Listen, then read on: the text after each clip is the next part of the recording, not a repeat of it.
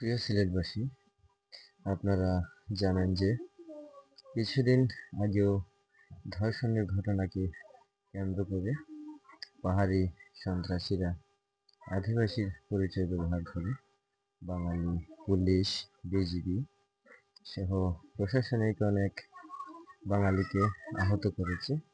তাছাড়া পাহাড়ে প্রায় আমরা সেনা সদস্য হত্যার সংবাদ সামাজিক মাধ্যম সহ জাতীয় পত্রপত্রিকায় পেয়ে থাকি। আসলে পাহাড়িদের চাওয়াটা আমাদের বাঙালিদের মতো এতটা সাদামাটা চাওয়া পাওয়া নয়। এরা বাংলাদেশের নাগরিক হিসেবে নিজেকে বাঙালি হিসেবে মানতে নারাজ। পাহাড় থেকে সেনাবাহিনী সরিয়ে স্বাধীন সার্বভৌম দেশ প্রতিষ্ঠার স্বপ্ন দেখে ওরা স্বপ্ন দেখে উগ্রবাদিতার। বাংলাদেশের সাধারণ মানুষ, বাংলাদেশের সরকার সহ বিশ্ববাসী আমরা সবাই এদেরকে সাপোর্ট দিই। অথচ এদিকে দেখেন, আমরা জন্মসূত্রে সিলেটের সাধারণ নাগরিক যারা আছি, আমরা সবাই একই সূত্রে গাঁথা। আমরা বাঙালি হয়েও আজ আমাদের ঘরে ভাত নেই। সিলেটের সবকটি বালু, পাথর উত্তোলন কেন্দ্র বন্ধ করে দেওয়া হয়েছে। আমাদের উগ্রবাদিতা অথবা অন্য কোনো ধরনের কঠোর হুঁশিয়ারি প্রয়োজন আমরা মনে করি না। আমরা শুধুই কর্মসংস্থান চাই, যাতে আমাদের ছেলেদের পরিবারগুলো দুবেলা দুমুঠো ডাল ভাত খেয়ে বেঁচে থাকতে পারে।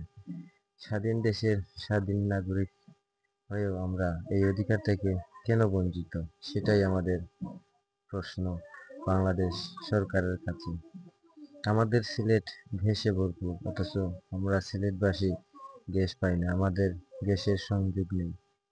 আমাদের দেশের বালিপাথর নিষিদ্ধ করে ভারত থেকে বিভিন্ন দেশ থেকে ডলার দিয়ে তাদের ঝুঁকিপূর্ণ পাহাড়গুলা আমদানি করা হচ্ছে। এতে কি তাদের দেশের পরিবেশের ক্ষতি হচ্ছে না?